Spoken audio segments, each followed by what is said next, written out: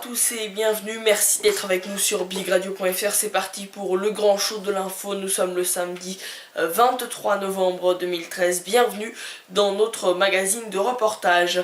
Cette semaine, nous allons commencer par parler du retour des skis en bois. Et oui, sur les pistes de ski, le bois refait donc son apparition. Ski alpin, mais également ski de fond. Regardez ce reportage de Grégoire Gragneux. Alors, ici, je prends un beau plateau de frêne qui va devenir le noyau du ski. Peter Stelzner est un fabricant de skis pas comme les autres.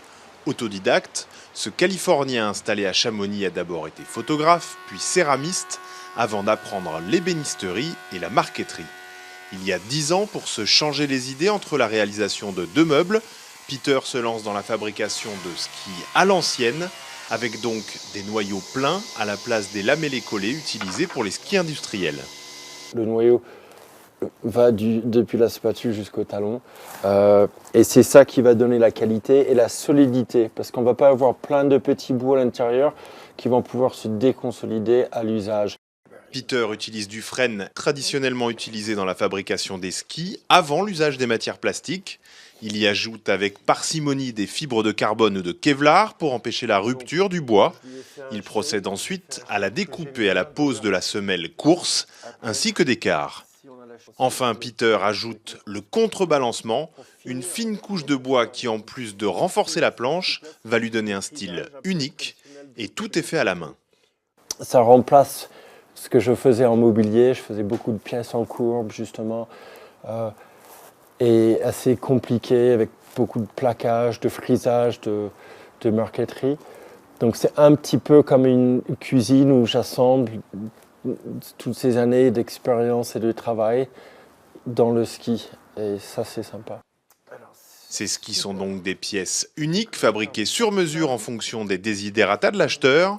Tous les clients de Peter sont des passionnés, de l'amateur éclairé au guide de haute montagne.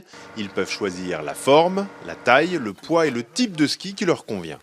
On a un modèle qui est super polyvalent.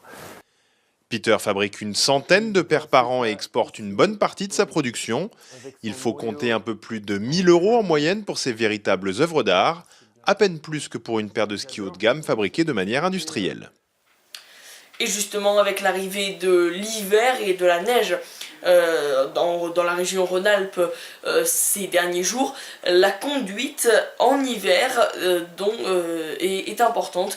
Il faut donc se méfier et c'est un véritable défi pour le conducteur, comme nous le montre Volkmar Meyer. La conduite en hiver représente un véritable défi pour le conducteur. Pour affronter le verglas et la neige, le respect de quelques règles s'impose. Il est important de préparer sa voiture pour l'hiver. Par grand froid, la capacité de stockage d'une batterie diminue fortement. Le conducteur veillera à ce qu'elle soit toujours bien chargée. En cas de panne, un jeu de câbles est l'accessoire indispensable. Si le véhicule est garé à l'extérieur, il faut disposer d'un grattoir et d'un produit dégivrant pour les serrures.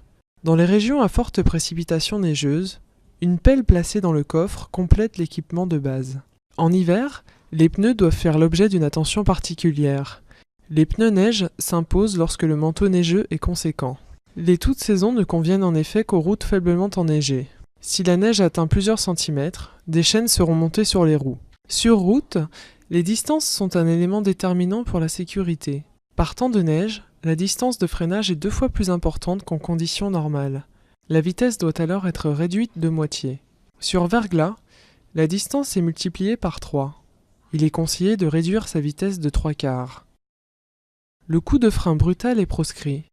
En descente, il convient d'utiliser le frein moteur. De même, pour éviter toute perte de contrôle du véhicule, le maniement du volant nécessite des mouvements lents et précis.